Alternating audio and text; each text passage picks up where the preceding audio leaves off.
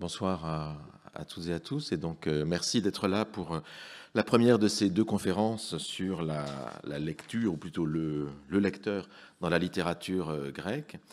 Et donc, conférences qui sont extrêmement appropriées au thème du cours et du séminaire que je donne cette année sur comment lire. Et pour ces conférences, je suis extrêmement heureux, honoré d'accueillir ici un helléniste absolument hors pair, expert, Thomas Schmitz, qui est professeur de littérature grecque antique et de littérature classique à l'université de Bonn, et qui a un parcours tout à fait extraordinaire dans d'excellence dans son comme curriculum vitae. Il a fait ses études justement d'abord à Bonn, à Paris aussi, à Harvard. Il a fait un doctorat sur la réception de la poésie de Pindare dans la littérature française de la Renaissance, puis une habilitation sur la fonction sociale et politique de la seconde sophistique. Il a été chercheur, professeur invité à Harvard, à Stanford, à Sorbonne Université, notre voisine. Et les thèmes de recherche de Thomas Schmitz sont nombreux et complets et couvrent vraiment tous les problèmes que pose la littérature grecque à la modernité, tout en étant ancré à l'intérieur même d'une connaissance très précise de ce qu'est l'Antiquité, en particulier grecque. Donc il s'intéresse à la théorie de la littérature et à l'application de cette théorie aux textes antiques. Il s'intéresse plus spécifiquement aussi à la seconde sophistique, qui est ce mouvement d'éloquence qui a eu lieu dans l'Antiquité un peu plus tardive, comme on dit, la poésie grecque, qui est très présente dans ses travaux, et enfin la réception des littératures antiques, en particulier dans la littérature française, puisque Thomas Schmitz est aussi un spécialiste de littérature française depuis la Pléiade jusqu'à nos jours. Donc c'est un homme et un chercheur absolument complet, et on le voit dans ses livres. Donc il y a sa thèse, Pindare, alors les livres sont parus en allemand, mais je traduis ici, Pindare à la Renaissance française, donc études sur sa réception, puis éducation et pouvoir, ou formation et pouvoir sur la fonction sociale et politique de la seconde sophistique, donc dans la Grèce du temps romain, du temps impérial. Le rapport entre théorie littéraire moderne et textes antiques, ça je crois que c'est vraiment un texte qui devrait être traduit, je trouve, en français, parce que c'est vraiment très important en vérité. C'est quelque chose qui intéresse énormément de spécialistes de littérature antique, depuis Florence Dupont et d'autres. Je vois Guillaume Navaud ici aussi. C'est-à-dire comment on peut effectivement, ce que fait la littérature grecque à la théorie littéraire et inversement. Et puis, en très bon helléniste et philologue, Thomas Schmitz est aussi éditeur de textes. Il a édité plus récemment la tragédie Électre de Sophocle. Donc, le texte a été édité, traduit et commenté. C'est chez De Gruyter. Et actuellement, il travaille sur la fictionnalité dans l'Antiquité grecque et sur l'existence ou les pratiques de culture grecque dans l'Empire romain, dans tous les textes de l'époque impériale, Lucien, Philostrate, etc. Et je crois qu'il m'a dit qu'il travaillait vraiment sur son grand livre sur la réception de la littérature antique, de la réception de la littérature antique à toutes les époques, c'est-à-dire depuis le Moyen-Âge, j'imagine, jusqu'à nos jours. Donc j'attends impatiemment ce livre. Les conférences qu'il va donner ici donc porteront sur le lecteur dans la littérature grecque. La première, celle d'aujourd'hui, c'est la culture de la lecture en Grèce à partir du 5e siècle avant Jésus-Christ. Et puis la seconde, la semaine prochaine, même heure, même salle, lire des textes oraux, le lecteur dans la poésie grecque de l'époque archaïque. Je vais donner tout de suite la parole à Thomas Schmitz, que je suis donc vraiment heureux d'accueillir, mais d'autant plus heureux, je voulais le signaler, qu'en fait c'est aussi un hommage à un concept cher aux grands philosophes grecs, hein, qui est le concept de philia, l'amitié, la camaraderie. Il se trouve que je connais Thomas Smith depuis très longtemps, depuis l'école normale supérieure, hein, depuis 1988, hein, je crois, donc ça fait 37 ans, quelque chose comme ça. Donc ça fait un très longtemps. Et donc nous sommes unis par cette relation de philia, et donc je suis vraiment heureux de fêter cette amitié en te donnant la parole, cher Thomas, pour parler du lecteur dans la littérature grecque.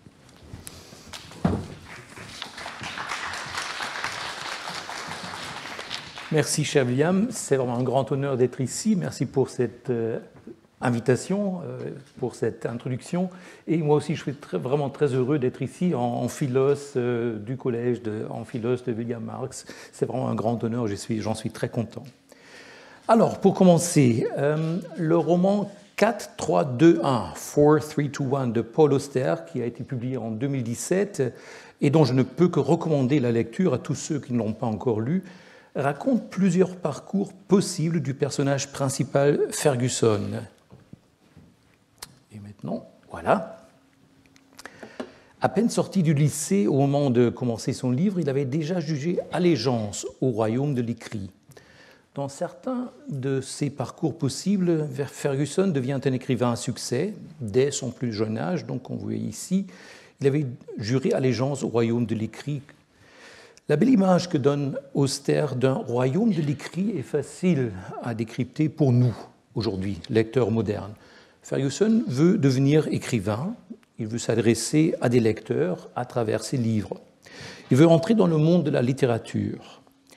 Mais ce que nous considérons aujourd'hui comme une évidence a une longue histoire. C'est en Grèce que, pour la première fois en Europe, des lecteurs et des auteurs ont exploré ce royaume de l'écrit. C'est là qu'est née l'idée de l'écrivain et de ses lecteurs. C'est là que les textes écrits sont devenus le monde de la littérature, un monde où auteurs et lecteurs se rencontrent et peuvent non seulement dialoguer entre eux, mais aussi faire dialoguer les textes. Comment ce royaume de l'écrit s'est constitué, comment il s'est agrandi, est devenu un vaste univers, comment son évolution en Grèce a influencé nos idées jusqu'à aujourd'hui. C'est le sujet que je voudrais vous présenter aujourd'hui et la semaine prochaine en deux parties. Aujourd'hui, j'aimerais donc d'abord vous montrer comment une culture de la lecture s'est développée en Grèce à partir de la fin du 5e siècle avant Jésus-Christ, et comment cette culture a introduit la figure du lecteur dans les textes littéraires, de la Grèce d'abord, de Rome ensuite, et finalement de l'Europe entière. La semaine suivante, je montrerai que les conditions de l'émergence de cette culture de la lecture, et donc de la naissance du lecteur dans la littérature, avaient déjà existé auparavant dans la poésie grecque archaïque, avant la généralisation de l'écriture. Je voudrais commencer par vous présenter au moins brièvement ce que j'entends par lecteur. Tout d'abord, je tiens à préciser que j'utilise le mot lecteur uniquement pour faire bref. Il s'agit d'un être abstrait, sans sexe, une fonction que nous retrouvons dans nos textes et qui peut aussi bien être une lectrice qu'un lecteur masculin. Quelles sont donc les conditions pour qu'on puisse dire qu'un texte est écrit pour un lecteur ? Je prends comme point de départ une théorie développée aux États-Unis depuis les années 1980. Les livres et l'article que vous voyez ici n'ont pas été traduits à ma connaissance. Et cette théorie regarde les fictions en termes de monde possible. Ces textes nous présentent donc un monde qui ressemble au nôtre avec des degrés de divergence. Le héros du roman Jean Barrois de Roger Martin Dugard, par exemple, paru en 1913, réside au 99 bis rue Jacob. Or, chaque Parisien qui se respecte sait parfaitement que ce numéro n'existe pas. Le pari de ce roman est donc un monde qui ressemble au nôtre, réaliste, anodin, c'est le pari qu'on connaît ou qu'ont connu les lecteurs de 1913, mais un roman où la rue Jacob a un numéro 99 bis. Dans d'autres textes que nous connaissons, les corbeaux parlent au renard ou un homme peut passer par les murailles, l'écart donc est donc plus important. De tels textes qui développent ces mondes possibles, ces mondes potentiels, de tels textes nous mettent au défi, nos autres lecteurs. Nous devons nous orienter dans ce monde possible, nous devons y trouver des repères, nous devons trouver notre place au cours de la lecture. De tels textes veulent et doivent être interprétés, comme le montre William Marx dans son séminaire cette année. Il pose toujours la question « comment lire ?» Parce que ces textes construisent leur propre monde. Ils ne sont pas liés à une occasion ou à des conditions particulières, mais s'adressent à un public de lecteurs potentiellement inconnus qui réalisent à chaque fois ce monde textuel dans l'acte de lecture. L'auteur de ces textes est conscient qu'il s'adresse à ce public anonyme au-delà de l'horizon de son lieu et de son temps. Il produit donc le texte de manière à ce que ce monde textuel puisse se déployer chez ses lecteurs. Pour la littérature grecque, il s'agissait d'un processus graduel. Notre lecteur devait apprendre progressivement ce que signifiait la constitution d'un monde possible dans la lecture, c'est-à-dire entrer dans ce royaume de l'écrit. L'un des débuts de cette aventure de la lecture se trouve dans la comédie Le Grenouille d'Aristophane, jouée à Athènes au début de 405 avant Jésus-Christ. C'est ici que nous rencontrons pour la première fois la figure du lecteur de littérature dans la littérature. Ici, c'est le dieu Dionysos qui parle et qui dit « Et comme sur le vaisseau, je lisais pour moi l'Andromède, soudain un désir me frappa au cœur. Tu penses avec quelle force ?» Notre premier lecteur est donc un cas particulier. Il n'est pas humain, mais le dieu Dionysos en personne. Et dans le style typique de la comédie grecque, Aristophane nous présente ce dieu comme un simple marin athénien qui sert dans la flotte athénienne pendant la guerre du Péloponnèse, qui s'ennuie pendant l'une des nombreuses pauses entre les combats et qui lit donc une pièce de son poète préféré, d'Euripide. Toute une série d'aspects sont remarquables dans ce passage. Ce qui est particulièrement important pour nous, c'est qu'il s'agit effectivement d'un lecteur, c'est-à-dire d'une personne qui lit un texte littéraire pour le plaisir de la littérature.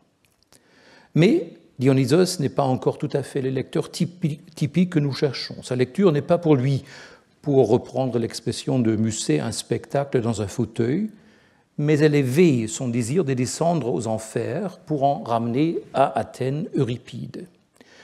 Dionysos ne veut pas se contenter de lire des tragédies antérieures, il veut voir de nouvelles pièces de lui jouées sur scène à Athènes. Il est donc un lecteur occasionnel, pas encore la figure de lecteur éternel. Mais ce qui importe aussi, c'est la manière dont les spectateurs à Athènes perçoivent cela au théâtre. La comédie, et c'est un point sur lequel je vais revenir la semaine prochaine, la comédie présente un monde dans lequel nos lois habituelles ne sont valables que partiellement.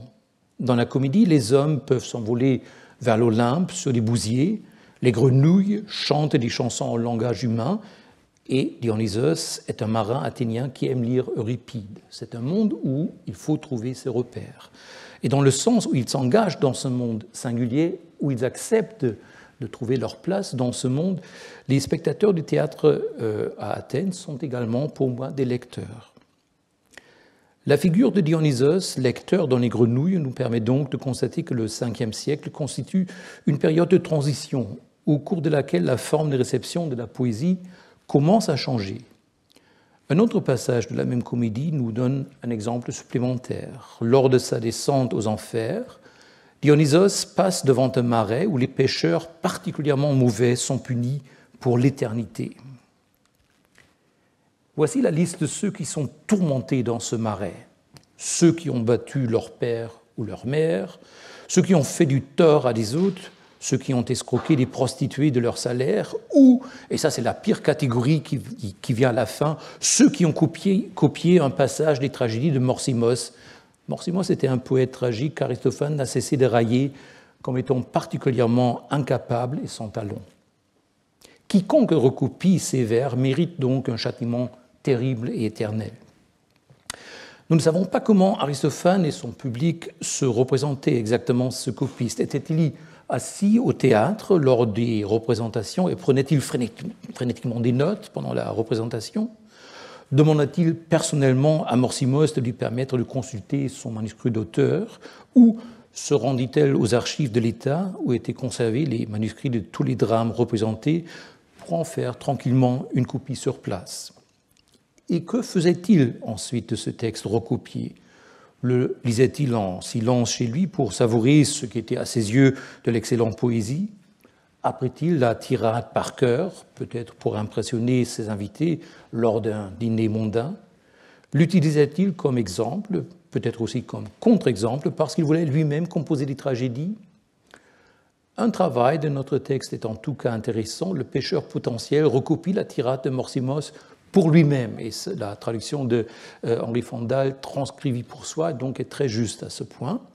La forme verbale exegrapsato, qu'Aristophane utilise, soulignée dans le texte grec, est une moyenne qui désigne que le sujet fait quelque chose pour lui-même ou par rapport à lui-même. Notre pêcheur fait donc une transcription pour son propre usage. Il écrit pour devenir lecteur. Les textes écrits existent donc à cette époque, mais ne constituent pas encore la forme dominante de réception de la littérature. Néanmoins, vers cette fin du Ve siècle, nous trouvons des indices montrant que les livres se répandent de plus en plus en Grèce. Euripide, par exemple, qui est moqué dans Les Grenouilles comme un poète trop moderne, est dépeint comme possédant beaucoup de livres. Il a une bibliothèque. Cela va de pair avec le fait que nous voyons des indices d'un commerce de livres actif prenant place précisément à l'époque où les grenouilles sont représentées. Vers 400 avant Jésus-Christ, Xénophon se trouve en Asie mineure avec une armée lors de la fameuse retraite des 10 000 après la bataille infructueuse contre le roi des Perses. À Samides, que vous voyez ici, voilà, sur la côte sud-est de la mer Noire, les soldats, dans leur marche, trouvent des objets échoués sur la plage lors de naufrages, parmi lesquels de nombreux livres écrits. Je vous montre le passage de Xénophon ici. Là, on trouve beaucoup de lits, beaucoup de coffres, beaucoup de livres et beaucoup de tous ces objets que les matelots transportent dans des caisses de bois. Ils trouvent donc des lits, je pense, il s'agit plutôt de canapés, et des livres, c'est-à-dire c'est des objets de luxe. Les autres objets qui ont échoué sur la plage ont été enlevés par les Thraces qui y résidaient, comme nous explique Xénophon, mais ces Thraces-là ne savaient évidemment pas quoi faire de livres et de canapés, donc ils les laissent sur place. Ce que nous voyons ici, nous avons affaire à l'exportation de biens de luxe d'un centre comme Athènes vers la périphérie. À Athènes, il y avait des ouvriers spécialisés, pour la plupart des esclaves, qui fabriquaient de tels objets, des canapés, de beaux canapés par exemple, ou recopiaient des manuscrits. Et dans les villes grecques autour de la mer Noire, il y avait apparemment des lecteurs avides d'acheter les nouvelles publications de la métropole. Nous voyons donc que les grenouilles sont représentées à une époque extrêmement importante dans la naissance et dans le développement d'une culture de la lecture en Grèce. Au cœur de cette comédie est la compétition aux enfers entre les poètes tragiques Échille, qui avait disparu quelques 50 ans avant les grenouilles, et Euripide, mort tout récemment. Dionysos a en effet modifié son projet initial de chercher Euripide et organise ce concours dans les enfers pour ensuite ramener le vainqueur à Athènes avec lui. Au cours de cette compétition entre les deux poètes, pendant plusieurs centaines de vers dans les grenouilles, chacun des deux multiplie les citations de passages de ses propres œuvres et des œuvres de son concurrent pour montrer sa propre supériorité. Au total, une trentaine de drames sont cités textuellement. Nous voyons donc ici qu'Aristophane lui-même devait être un lecteur assidu. Pour trouver à chaque fois des exemples adaptés à son but, il devait parcourir soigneusement les textes d'Échille et d'Euripide, il devait prendre des notes, comme nous venons de le voir pour Morsimos, et devait ensuite intégrer ces notes dans son propre texte. Aristophane a dû avoir une bibliothèque importante des œuvres des tragiques. Mais ce qui est encore plus important pour nous, c'est le changement de regard sur la littérature qui résulte de cette nouvelle forme de réception. D'une part, un poète devient ainsi identique à la somme de ses œuvres, à la somme des œuvres qu'il a écrites. En forçant le trait, On peut dire qu'Échille et Euripide ne sont désormais plus des personnes en chair et en os, mais des livres. Ils sont devenus l'édition Pléiade de leur propre tragédie. D'autre part, ce nouveau regard modifie le paysage littéraire dans son ensemble. Contrairement au spectacle et aux performances, ces textes écrits subsistent et constituent des archives. Ils sont donc disponibles pour la lecture, la relecture et la comparaison. Un processus de canonisation se met ainsi en place, puisqu'on ne peut non seulement comme auparavant comparer les poètes présents dans un même spectacle, mais aussi lire l'ensemble de leurs œuvres, les unes à côté des autres. Certains auteurs sortent vainqueurs de ces comparaisons et sont insérés dans le canon en tant que grands écrivains, tandis que d'autres sont éliminés et par la suite oubliés. Les grenouilles d'Aristophane sont montées à un moment crucial de l'histoire de la tragédie grecque. Juste avant leur représentation, Euripide et Sophocle s'étaient éteints. Les jeunes tragédiens étaient considérés comme moins talentueux. C'est Aristophane lui-même qui le dit dans le texte. Ils ne valent pas grand-chose, les jeunes. Et avec Échille, qui est un peu plus âgé, Sophocle et Euripide sont donc considérés comme le grand passé canonique, le grand passé classique auquel les jeunes poètes doivent se mesurer. Nous voyons cela très bien dans une épigramme dédiée à Sophocle. C'est une épigramme fictive qui est censée se trouver sur la tombe de Sophocle. Je vais vous lire le texte. « Te voilà, toi dont les chœurs interprétèrent le chant, Sophocle, fils de Sophilos, toi, l'astre athénien de la muse tragique, dont tant de fois le lierre flexible d'Acharne, poussé parmi la Timelle et la Seine, ombragea la chevelure, donc qui a remporté tant de prix au concours des Dionysies, enfermé en un sépulcre et quelque peu de terre. Mais la suite des siècles te contemple dans les pages immortelles. » La chute de ce poème réside dans le fait que la dépouille du poète, qui a si souvent réussi dans la compétition, qui a remporté tant de prix et qui était la star de la tragédie, repose maintenant dans cette petite tombe. Il ne reste plus rien de l'être humain, mais son œuvre continue à vivre dans des pages immortelles, Athanatois en Célicine. Pour Simmias et son époque, Sophocle est un livre. Ces tragédies sont des textes écrits que l'on aborde en les lisant. Ainsi, le processus entamé par notre Dionysos à bord de son navire en 405 est arrivé à sa conclusion logique. Avec cette nouvelle forme de réception, les jeunes poètes changent leur façon de travailler. Tout comme Aristophane utilise des livres et devient lecteur pour écrire sa comédie Les Grenouilles, tous les poètes se voient désormais confrontés à la tâche de trouver leur propre place vis-à-vis de cette tradition.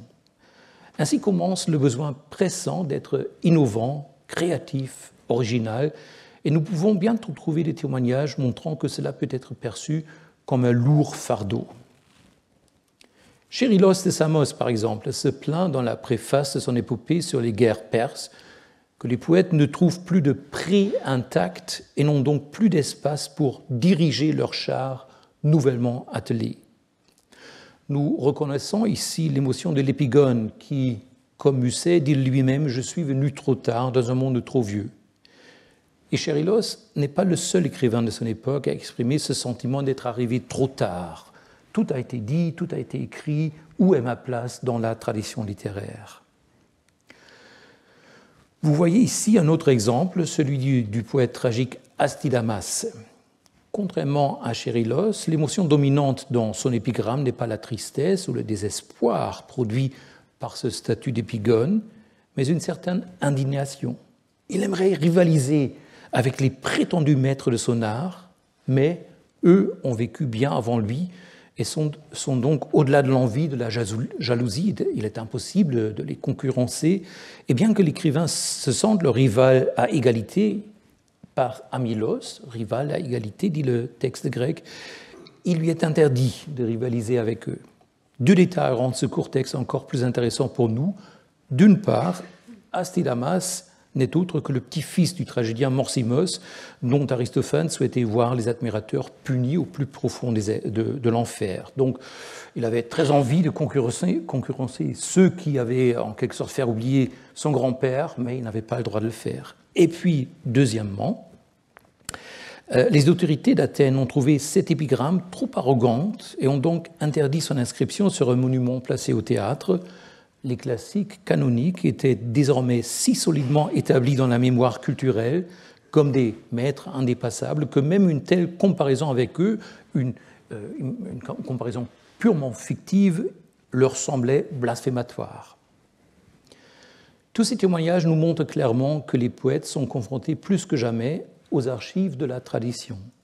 Parce que les textes de leurs prédécesseurs sont disponibles maintenant, parce qu'ils doivent compter avec un public qui connaît parfaitement le canon et qui les juge à son aune, ils sont obligés de devenir eux-mêmes des lecteurs, de bien connaître la tradition pour ensuite écrire leurs propres textes à la lumière de cette tradition.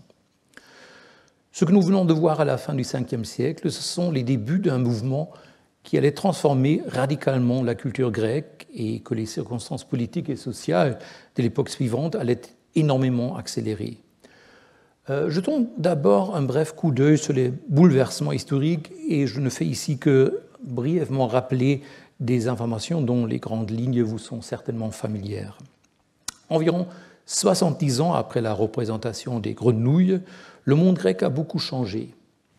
Les cités-États indépendants, les poleis, qui avaient été la forme d'organisation typique de la Grèce pendant environ 4 siècles, étaient peu à peu passés sous la domination de la Macédoine. Le jeune Alexandre, que l'on appellera plus tard le Grand, monte sur le trône de Macédoine et pour des motifs que nous ne pouvons plus déterminer avec certitude aujourd'hui, il se lance dans une entreprise déjà annoncée par son père, une grande expédition guerrière en Asie qui lui permettra de conquérir l'immense empire perse en l'espace de 10 ans et le mènera jusqu'aux frontières de l'Inde. À sa mort, en 323, Alexandre laisse un vide politique. Il n'a pas pu intégrer ces immenses conquêtes dans un empire stable. On peut même douter si cela aurait été possible à l'époque, même si le roi avait vécu plus longtemps. Ces généraux se partagent les territoires qu'il a conquis et établissent des royaumes qui sont eux-mêmes instables et s'épuisent peu à peu dans des guerres les uns contre les autres ou contre les ennemis extérieurs. Donc, politiquement, ce n'est pas très impressionnant, ce n'est pas très stable. Mais un autre héritage laissé par les conquêtes d'Alexandre est nettement plus stable et devait avoir une influence importante non seulement sur le monde antique, mais aussi sur l'histoire intellectuelle de l'Europe pour longtemps. Grâce aux armées gréco-macédoniennes et aux dynasties qui en sont issues, la langue et la culture grecque se sont répandues dans toute l'Asie. Non seulement l'élite fonctionnelle, composée de militaires et de fonctionnaires venus de toutes parts de la Grèce et de la Macédoine, restait attachée à la tradition de son ancienne patrie, mais les élites locales de ces territoires semblent avoir vu dans cette culture grecque un excellent moyen de démontrer leur propre statut. L'architecture et l'art grec, les pièces de monnaie grecques, le théâtre grec, la science et la philosophie grecque deviennent des symboles du statut des souverains et des membres des classes supérieures. Dans ce paysage nouveau et inédit de la culture grecque, les livres jouent un rôle particulièrement important. Pourquoi ? Il y a d'abord le facteur géographique. À travers ces vastes contrées du monde hellénistique, les livres se déplacent beaucoup plus facilement que les chanteurs ou les chœurs. Nous venons de voir qu'il y avait une exportation de livres au Ve siècle et dans le monde hellénistique aussi, les livres circulaient, étaient lus, collectés, recopiés, diffusés. Les livres jouaient un rôle de plus en plus important en tant que vecteur de l'héritage culturel. Pour les élites grecques des différentes cours royales et des centres administratifs, le sentiment d'appartenir à une culture grecque commune remplace peu à peu le lien étroit avec leur ville d'origine. Donc la loyauté n'est plus avec une seule ville, une police, mais avec la Grèce entière, avec cette culture panhellénique, avec cette culture commune de toute la Grèce. À côté d'eux, et à la place des performances poétiques lors des fêtes religieuses et urbaines, la lecture individuelle d'une littérature comprise comme un patrimoine commun à tous les Grecs prend le relais. Cela nécessite de gros efforts pour collecter, cataloguer et classer cet héritage littéraire. Vous avez tous entendu parler de l'immense et légendaire bibliothèque d'Alexandrie. Bien qu'elle ait été d'une importance capitale pour la transmission de la littérature grecque, nos connaissances de son histoire et de son mode de fonctionnement sont lacunaires. Mais ce que nous pouvons encore bien voir, c'est qu'un tout nouveau type de lecteur de la littérature grecque et dans la littérature grecque se développe dans cette bibliothèque. Pour les Ptolémées, les souverains hellénistiques d'Égypte qui avaient leur cours à Alexandrie, la bibliothèque était une forme de politique culturelle et de représentation de leur pouvoir. Non seulement l'objectif semble avoir été de faire une collection aussi complète que possible de tous les textes existants de la littérature grecque, mais les souverains ont également parrainé une sorte d'institut de recherche approfondie appelé Mouseion, donc sanctuaire des muses, dans lequel les érudits cataloguaient, comparaient, éditaient, étudiaient et analysaient les rouleaux de livres qui entraient dans la bibliothèque. C'est donc ici que nous rencontrons pour la première fois le lecteur professionnel, précurseur des philologues et des spécialistes de littérature d'aujourd'hui. Nous devons nous rendre compte à quel point la tâche était difficile pour les érudits de l'époque. Il n'y avait pas de catalogue, il n'y avait pas d'ouvrage de référence, il n'y avait pas d'histoire littéraire, il n'y avait pas de bibliographie, le web était encore très très lent à l'époque, on n'avait qu'un rouleau de texte, et si on avait de la chance, peut-être le nom de l'auteur, mais ce n'était pas toujours le cas. Tout le reste, nos érudits devaient le découvrir eux-mêmes par leur lecture. Quand et où ces œuvres ont-elles été écrites? Qui était leur auteur? Qu'a-t-il écrit d'autre? Quelle est la forme extérieure, le dialecte, le genre auquel elles appartiennent? Pour trouver des réponses à ce genre de questions, une vaste littérature érudite voit le jour.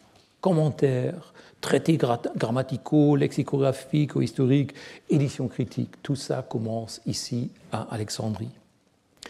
Je voudrais insister sur deux aspects de ce nouveau type de lecteur. D'une part, les philologues alexandrins ont poursuivi le processus de canonisation déjà entamé à Athènes, comme nous venons de le voir.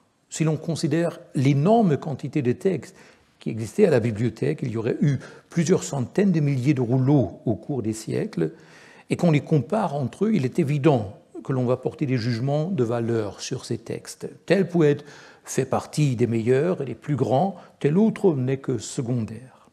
Ce travail de jugement et de sélection devient particulièrement important lorsque ces résultats sont utilisés pour l'éducation. Dans les écoles de rhétorique, on lit les prosateurs et les poètes pour servir de modèle, et bien sûr, le temps en classe est limité. Il est donc indispensable de se concentrer sur les meilleurs textes et les meilleurs auteurs. C'est ainsi qu'au cours de l'époque hellénistique, des listes et des canons sont établis pour toutes sortes de genres littéraires. Les 3 meilleurs tragédiens, les 3 meilleurs comiques, les 10 plus grands orateurs et les 9 plus importants poètes lyriques, et ainsi de suite. Ce processus de canonisation a des conséquences importantes pour la transmission de la littérature grecque. À une époque où les textes ne peuvent survivre que s'ils sont régulièrement recopiés, parce qu'un tel manuscrit, un tel papyrus est vraiment périssable, les auteurs de second et de troisième ordre se perdent au fur et à mesure parce qu'ils ne sont pas recopiés. Pour la plupart, seuls les textes canoniques survivent, même si, dans certains cas, nous pouvons nous demander pourquoi tel ou tel texte est devenu canonique, parce qu'il ne nous intéresse plus beaucoup. C'est pourquoi nous avons encore aujourd'hui 16 tragédies complètes d'Euripide, mais plus une seule de Morsimos. D'autre part, ces érudits ne sont pas seulement des lecteurs et des chercheurs, mais certains d'entre eux sont eux-mêmes des poètes, des auteurs. C'est-à-dire un nouveau modèle de production et de réception littéraire est en train d'émerger où, pour être plus précis, des approches qui avaient déjà vu le jour auparavant sont maintenant amenées à leur plein développement. Pour devenir poète, il faut désormais être d'abord lecteur. Il faut prendre connaissance de la tradition littéraire et s'en démarquer tout en montrant sa connaissance de cette tradition par des citations, des allusions, des parodies ou des transformations. Ce nouveau type de poète érudit compte sur un public de lecteurs avertis qui connaissent également très bien ces traditions littéraires. Nous voyons donc ici le lecteur et l'auteur entrer réellement dans ce royaume de l'écrit, dans un monde qui appelle les lecteurs à faire dialoguer les textes entre eux, à les lire avec soin et attention, à creuser et à cultiver le champ de la littérature pour en extraire les trésors cachés, comme l'a décrit William Marx dans le cours de mardi. Je voudrais montrer à l'aide de quelques exemples ce que le lecteur apprend pendant cette période, comment il emprunte de nouvelles voies de lecture et apprend à jeter un regard nouveau sur le monde des textes. Tout d'abord, nous constatons que les textes littéraires mentionnent de manière frappante les objets matériels liés à la lecture et à l'écriture, tels que le rouleau de livre, le style, l'encre ou le papyrus. Voici le poème avec lequel Méliagre conclut son recueil d'épigrammes au début du IIe siècle avant Jésus-Christ. C'est le dernier poème dans son recueil. « C'est moi la Coronis, signal de la dernière borne, très sûr gardien des écrits enclos dans ses colonnes, et je vous le dis, celui qui de tous les poètes dans une œuvre unique assembla les travaux, et dans ce livre les roula, c'est Méliagre. » C'est ce qu'on appelle une sphragis, il met son propre nom à la fin de son recueil. La Coronis, c'est ici, vous voyez un peu ce signe incurvé qui indique la fin de livre dans des papyrus, et ce poème fait parler cette Coronis. Comme le poème est le dernier du recueil, un tel signe se trouve effectivement sous son texte, et pour le lecteur, la Coronis sur le papyrus elle-même semble donc s'adresser à lui. De nombreux autres mots dans le poème font référence à la matérialité du livre que le lecteur tient entre ses mains, comme lorsqu'il est question de la dernière spire du rouleau, en grec le kampter, des colonnes du livre lui-même ou des pages écrites. L'entrée du lecteur dans le royaume de l'écrit est donc ici complète. Le lecteur se trouve en dialogue avec le livre lui-même. Le fait que le plaisir de la poésie prenne désormais principalement la forme de la lecture d'un rouleau de livre peut être déduit de nombreuses indications dans les textes qui ne sont pas tout aussi évidentes que la Coronis parlante dans le poème de Méliagre que nous avons vu. Ici, par exemple, vous voyez un poème du poète Castorian de Saules, écrit à la fin du IVe siècle avant Jésus-Christ. Là encore, nous trouvons une indication qu'il s'agit d'un texte écrit, graphé, c'est écrit, et l'auteur donne à ses lecteurs un indice sur le caractère exceptionnel de ce texte. Son écriture savante est incompréhensible pour le lecteur qui, lui, n'est pas savant, mais sophos. Qu'est-ce que ça veut dire ?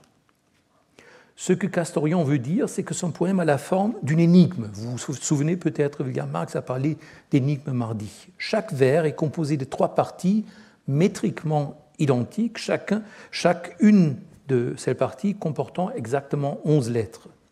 Les vers sont écrits de telle sorte que ces parties peuvent être lues dans n'importe quel ordre, donc on pourrait échanger les parties de chaque vers, ce qui donne pour chaque vers 4 possibilités d'arrangement. Si l'on veut, Castorian a donc créé ici un précurseur de 100 000 milliards de poèmes de Raymond Queneau.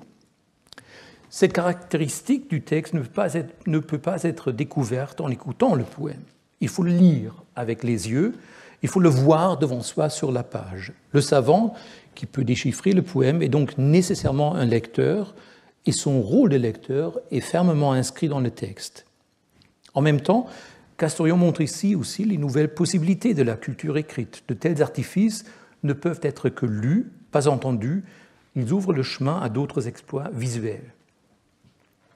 Notre lecteur apprend donc à l'époque hellénistique à percevoir les textes comme des entités matérielles sur une page écrite et pas seulement comme des performances sous forme de chant et de danse. Et les auteurs de l'époque jouent avec ces nouvelles possibilités de réception, comme je voudrais souligner brièvement en montrant 3 exemples. D'une part, nous trouvons à cette époque ce que l'on appelle les poèmes figurés. Leur forme métrique est conçue de telle sorte que les vers se présentent sur la page dans le contour d'un objet. Ici, vous voyez par exemple la syrinx, la flûte de Pan attribuée à Théocrite dans le Codex Paris-Grec 2832. Et vous voyez un peu cette forme comme une flûte de Pan qui est visible sur la page. Dans le même codex, vous voyez ici une belle représentation de l'autel de Dosiades. Les illustrateurs du manuscrit, qui date du XVe siècle, ont mis en valeur cet aspect visuel du texte par leur décoration. Vous voyez, il y a un vrai autel qu'on a rempli de ce poème de Dociadès qui avait donc la forme de représenter cet autel. Mon deuxième exemple concerne la matérialité du texte d'une manière légèrement différente. Voici le début du 24e et dernier chant de l'Iliade homérique. C'est le texte, tout le monde dort dans le camp des Grecs, seul Achille ne peut pas dormir. Mais ce qui nous intéresse ici, c'est un seul détail. Si l'on considère les premières lettres des vers 1 à 5 que j'ai soulignées sur la diapo, ces premières lettres forment le mot léouké, blanche. Or, les épopées homériques n'étaient certainement pas à l'origine des textes destinés à être lus, mais plutôt des partitions pour une performance orale. Aussi, dans une telle récitation, personne n'aurait pu remarquer ce phénomène, que les premières lettres formaient le mot léouké. Le mot blanche n'a pas non plus de signification ici. Le fait que les premières lettres produisent ce mot est vraiment dû au hasard. Si on réfléchit, l'Iliade comporte 16 000 vers, de telles coïncidences vont nécessairement se produire. Néanmoins, à l'époque hellénistique, comme nous l'avons vu, ces textes transmis font l'objet d'une lecture attentive, notamment les épopées homériques, considérées comme les textes fondamentaux de la littérature grecque, et les lecteurs attentifs professionnels à Alexandrie et ailleurs découvrent naturellement ce phénomène et l'utilisent dans leurs propres poèmes. Nous voyons ici une telle imitation chez le poète astronome Aratos de Sol, actif au début du IIIe siècle avant Jésus-Christ. Il écrit un poème sur l'astronomie, les signes du ciel. Il parle aussi beaucoup de la météo, comment on pourrait voir le temps qu'il fera dans 2 jours, etc. Et ici, il parle de la Lune. Comment reconnaître le temps qu'il fera en regardant la Lune. Dans son cas, il est tout à fait évident qu'il utilise consciemment l'acrostiche qu'il a trouvé chez Homère et qu'il réfère ses lecteurs au modèle homérique. Ici, nous avons le mot lepté, fine, qui commence par les mêmes lettres, lambda, epsilon, que l'exemple d'Homère et comporte exactement le même nombre de lettres. Le mot se lit non seulement comme acrostiche, ici de haut en bas, mais il est aussi le premier mot dans le premier vers, lepté, lepté, et il se retrouve dans le deuxième vers, ce mot lepté. Et lepté, lepton, est un concept central de la poétologie des poètes alexandrins. Le terme désigne la poésie svelte, fine, soigneusement travaillée, la méthode de travail de l'auteur érudit qui peaufine longuement ses textes, les écrit en tenant compte en permanence de la tradition poétique et qui vise un public qui va remarquer ces références intertextuelles, qui va remarquer tout de suite « Ah, il a pensé au 24e livre de l'Iliade ». Nous trouvons donc dans l'acrostiche d'Aratos une double image du lecteur hellénistique. L'auteur lui-même montre clairement qu'il est un lecteur attentif d'Homère, et son texte présuppose un lecteur qui, à travers le texte d'Aratos, perçoit le modèle homérique et peut apprécier la manière raffinée de la réécriture d'Aratos. Il voit comment l'écrivain hellénistique s'empare d'un aspect fortuit de l'épopée homérique en tant que texte écrit et l'utilise consciemment. Notre lecteur évolue donc ici dans le monde de la littérature et des textes. Il écoute leur dialogue à travers les siècles et devient lui-même, par sa lecture, un participant de cet échange intemporel. Alors, même si les poètes que vous voyez mentionnés ici vécurent 500 ans plus tard, et même si nous n'avons malheureusement pas un seul vers de leurs poèmes, je me voudrais de ne pas évoquer brièvement les poèmes lipogrammatiques de Nestor de la Randa et de l'Égyptien Triphyodore. Nestor de la Randa, c'est un extrait d'une encyclopédie de l'époque byzantine. Nestor de la Randa, lycien, poète épique, le père du poète Pisandre, il est né sous le règne de l'empereur Sévère, c'est-à-dire IIIe siècle après Jésus-Christ. Il écrivit une Iliade lipogrammatique avec omission de lettres, de la même manière Triphyodore écrivait une Odyssée.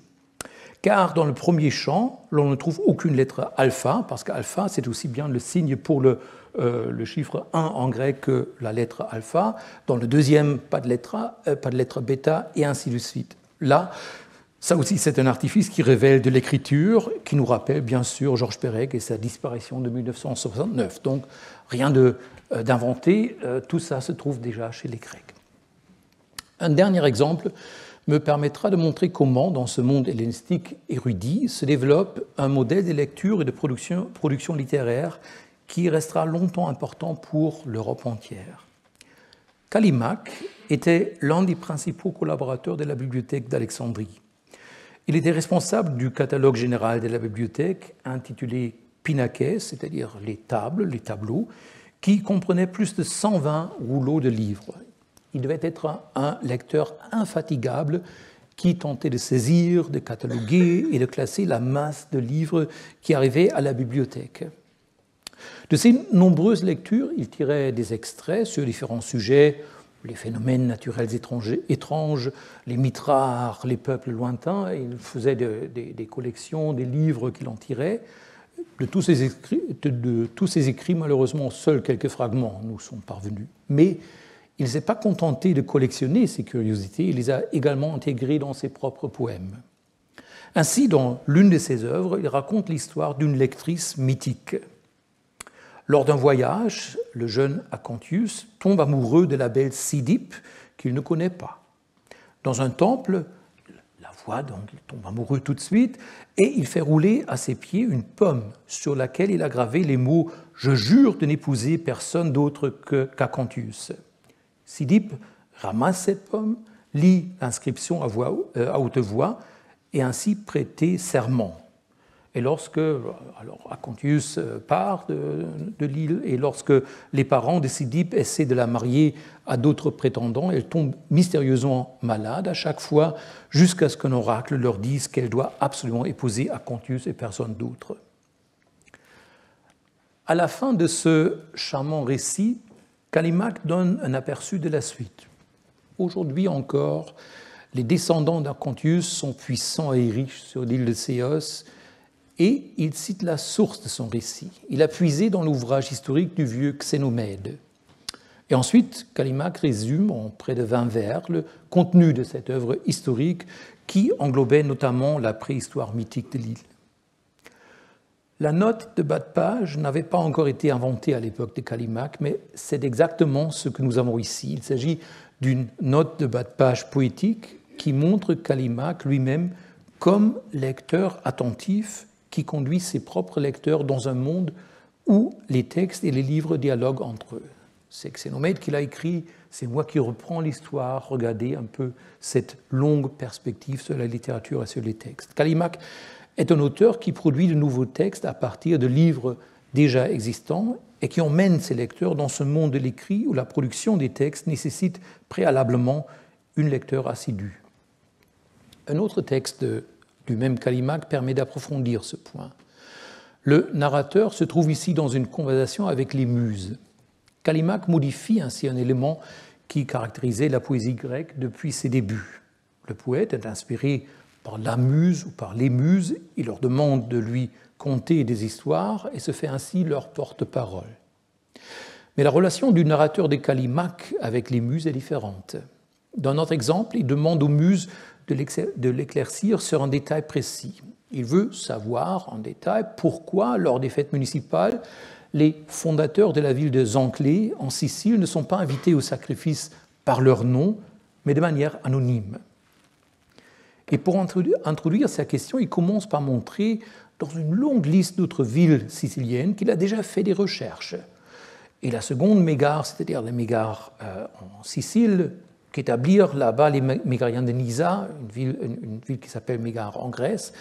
Je puis dire Hébé de Sicile et Eryx, celle qui appartient à Cès, c'est-à-dire Aphrodite, toutes cités qui ne laissent pas inconnu au sacrifice rituel le nom qui bâtit leur muraille. Et ça, c'est la fin de la question. C'est un fragment sur papyrus que nous n'avons pas tout le contexte. Donc la question est pourquoi pas Zanclée? Je dis, et Clio, prenant pour la deuxième fois la parole, pourra appuyer sur l'épaule de sa sœur, dit. Et dans un long récit, la muse raconte qu'à Zanclée, les deux fondateurs se sont brouillés et qu'en conséquence de cette dispute, on n'appelle plus aucun d'eux par son nom pour le sacrifice. Les muses de Callimaque que nous voyons ici ne sont pas des déesses effrayantes, des puissances lumineuses qui inspirent le poète de loin. Ils sont des personnages trop humains qui bavardent avec lui dans une attitude détendue, avec le bras sur l'épaule, etc. Et après tout ce que nous avons entendu sur la méthode de travail de Callimaque, on peut aussi comprendre ce qu'il a mis en scène dans ce dialogue avec les muses. Il était, rappelons-nous, collaborateur de la bibliothèque qui se trouvait dans un sanctuaire des muses, dans le Mouseion, sa source d'inspiration, nous l'avons vu. Donc ces muses, c'était les livres de cette bibliothèque.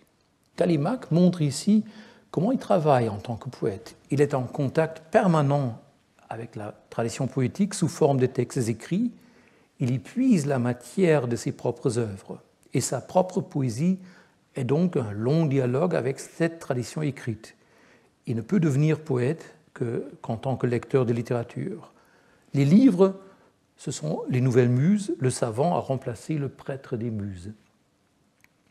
Si on avait plus de temps, on pourrait ici parler longuement de la manière dont ce modèle du poète lecteur, du poète érudit, du poeta doctus s'est transposé de la Grèce à Rome et comment il y devient très rapidement un idéal attrayant pour les membres de la classe supérieure à Rome dans une société romaine qui avait coutume de mesurer la réussite sociale selon des critères tout à fait différents. Comme seul petit exemple de ce transfert, je vous montre simplement cette anecdote. Le général romain Polymyle a vaincu le roi macédonien Persès. Après la bataille décisive, ses troupes pillent l'art grec, les objets de valeur de la cour royale, mais le général romain se montre un modèle d'incorruptibilité. Tout ce qu'il accepte pour lui-même des trésors royaux, c'est la vaste bibliothèque du roi qu'il emporte pour ses fils, grands lecteurs et amateurs de littérature. Ils étaient philogrammatoi. Les deux fils ne pourront d'ailleurs pas profiter de ce souvenir apporté par leur père, puisqu'ils décéderont peu après son retour, et c'est ce que montre Plutarque dans cette anecdote, on ne peut jamais jurer de rien. Il leur apporte une grande bibliothèque et les deux fils ne peuvent pas en profiter. Mais la collection de livres de Persès est l'une des nombreuses bibliothèques grecques qui se trouvent désormais à Rome et qui trouvent à Rome des lecteurs et inspirent les écrivains aussi bien grecs que romains. J'aimerais conclure la conférence d'aujourd'hui par un regard très bref sur la culture grecque dans l'Empire romain au IIe siècle après Jésus-Christ. La Grèce était entre-temps devenue une province romaine et ses habitants fondaient leur fierté civique et leur identité sur leur glorieux héritage culturel. Bien sûr, l'art et l'architecture, la science et la philosophie jouent un rôle important, mais la grande littérature canonique de l'époque classique, c'est-à-dire la littérature des 5e et 4e siècles avant Jésus-Christ, était considérée comme encore plus importante pour cette identité grecque.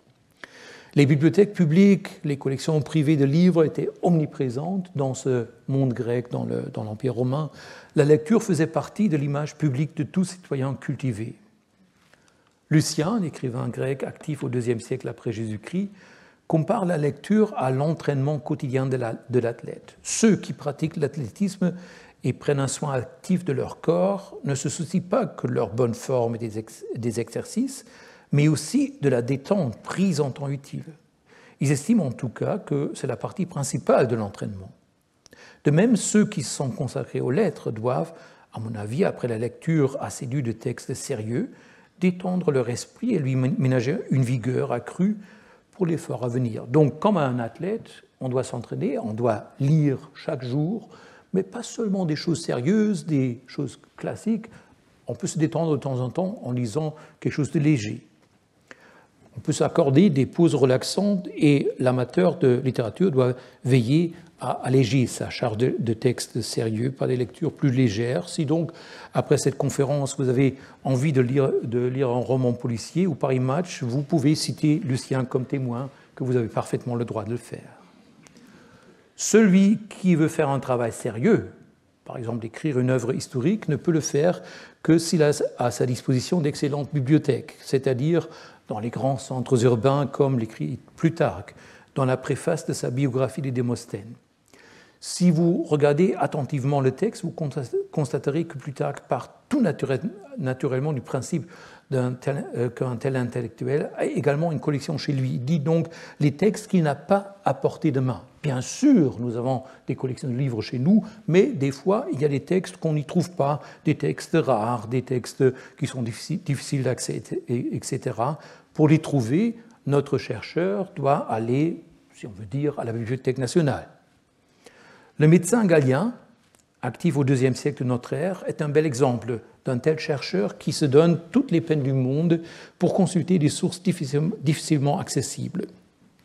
Galien n'était pas seulement un médecin extrêmement vu, notamment à la cour impériale, un conférencier hors pair dans les cercles mondains de la capitale romaine, un excellent théoricien de la médecine dont les écrits ont déterminé pendant des siècles l'état de connaissance médicale, mais il était aussi un érudit qui s'est penché de manière intensive sur les écrits de ses collègues et prédécesseurs, et en plus un grand querelleur.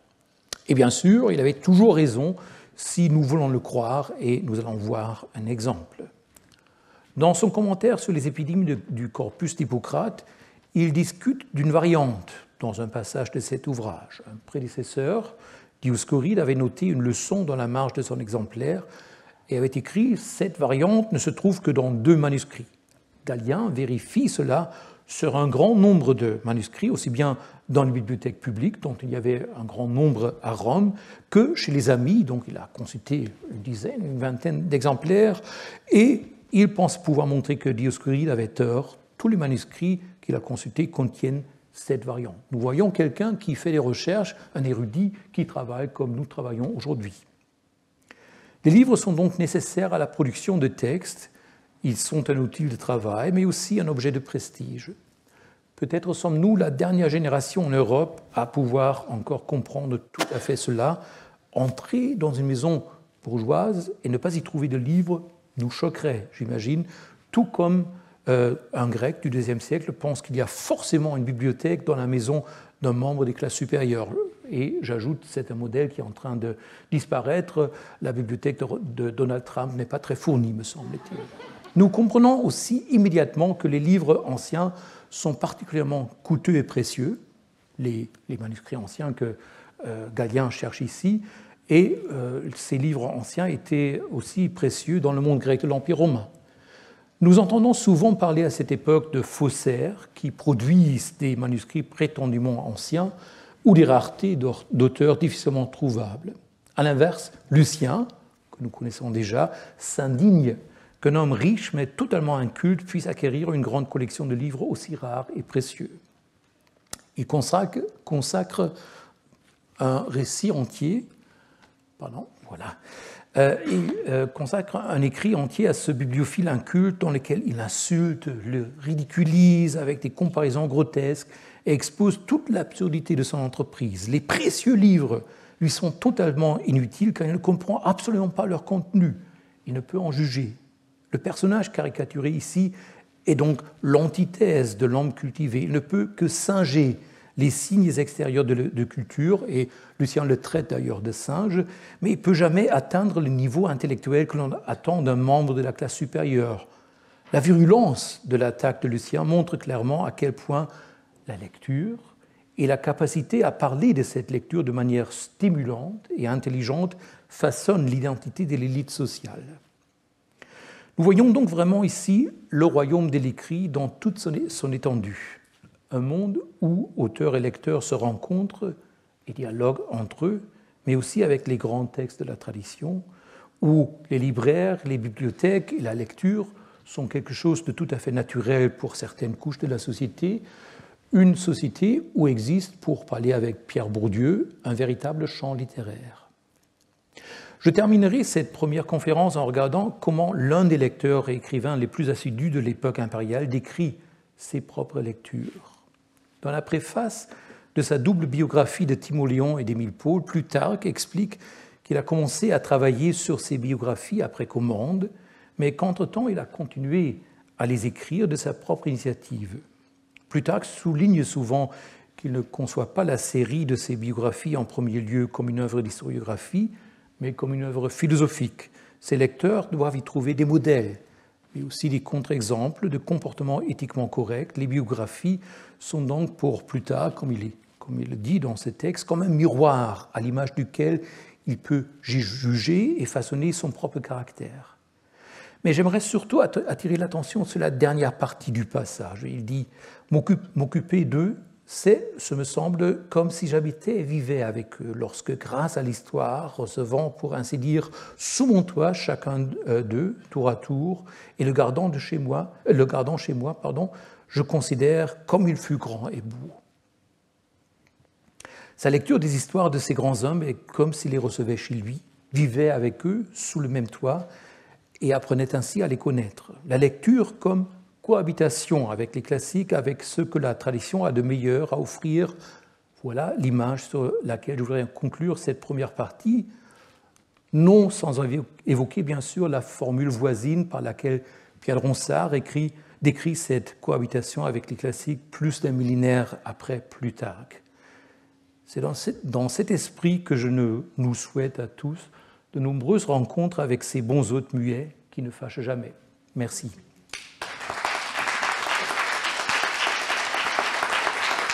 Merci Thomas pour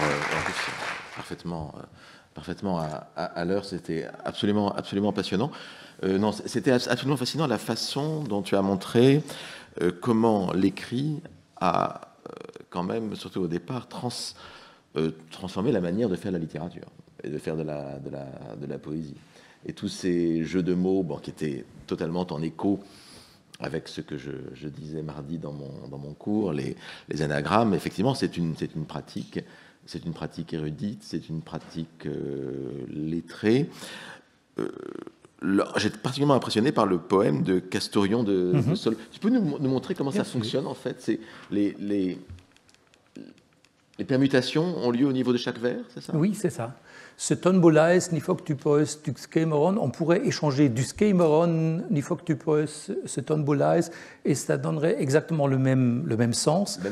Parce que la langue grecque, comme tu sais, est une langue qui, avec les terminaisons, est extrêmement précise, où le placement de la parole dans la phrase ne fait aucune différence. Donc on pourrait échanger pratiquement toutes les parties qui font chaque vers sans altérer le sens de chaque vers. Est-ce qu'il y aurait des déplacements qui changeraient le sens?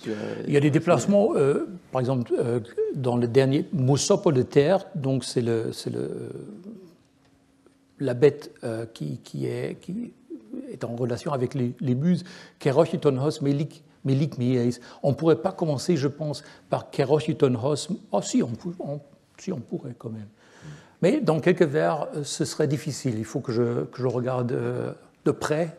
Ce n'est pas toujours absolument les quatre possibilités qui sont raisonnables. C'est très frappant. J'ai vu récemment dans un poème d'Ozone, tu sais, le poète bordelais, latin, des poèmes qui sont un peu construits sur cette manière-là, c'est-à-dire qu'il il y a des colonnes, en fait, chaque vers est construit en colonnes, et donc il y a on peut lire en fait quasiment le poème verticalement aussi. C'est assez virtuose. À l'Antiquité tardive, ils ont fait des expériences absolument remarquables ou formidables ou ahurissantes, si tu veux. On peut, par exemple, il y a les centos, c'est-à-dire on prend des vers de Virgile, un vers par ici, un vers par là, pour raconter une histoire complètement différente de ce que dit Virgile. C'est quelque chose qu'on trouve déjà en Grèce, mais qui, à l'Antiquité tardive, est développé. Donc, ce genre de faire de la poésie avec les yeux, et avec un stylus sur une page, c'est quelque chose qui se développe. En littérature grecque, il y a des vers, et ça, c'est vraiment, pour moi, c'est affolant. Comme chaque lettre grecque a aussi une valeur numérique, ils réussissent à construire des vers qui ont toujours la même valeur numérique si on additionne les lettres. Ça, c'est quelque chose, ça prend des heures à le faire, et c'est complètement idiot, si j'ose le dire, mais en même temps, ça montre l'artifice qu'ils ont trouvé. Pour eux, c'était vraiment construire un poème. Maintenant, c'est écrire sur une page et le regarder avec les yeux. Cela se pratique dans la Kabbale, enfin de la lecture kabbalistique. Voilà, oui. Ils sont peut-être en lien, puisque Alexandrie, quand même, oui, joue un rôle dans oui, c'est pas culture Tout à fait. juive. Et c'est ce fantasme grec de cette philosophie originale qu'on trouve en Égypte, qui est transmis par des écrits mystérieux, secrets, tout à fait, ça rentre dans le même cadre, tu as raison. Ce qui m'intéresse dans ce poème, c'est qu'on voit Pan et l'Arcadie, donc ça fait écho donc j'étudierai ça attentivement pour savoir si... C'est vrai, oui, il faut que je c'est un thème fréquent oui, dans la poésie hellénistique. Est-ce que ce petit dialogue a permis l'éclosion de questions dans le public ?